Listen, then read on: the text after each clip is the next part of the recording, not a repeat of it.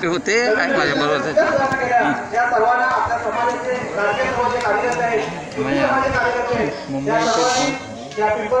कार्यकर्त्यांना असा कॅमेरा फिरव जरा असं स्टेजचे गाड्या बिड्या सर्व आल्या पाहिजे असाच फिरव त्याबद्दल मी बोलले सर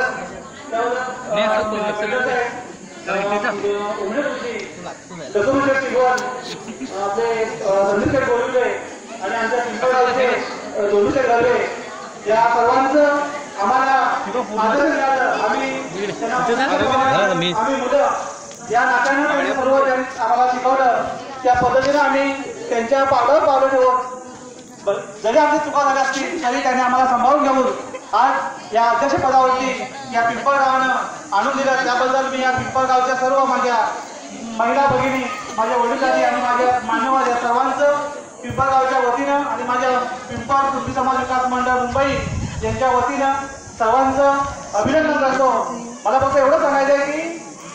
जी आपल्या कुणबी समाजाची खेकडा वृत्ती आहे ती कुठेही थांबवावी आणि समाज संघटित कसा व्हावा, एकमेकाला सहकार्य कसं करायचं. जो आपल्या समाजातली व्यक्ती पुढे जात असेल तर त्याला धार्मिक आर्थिक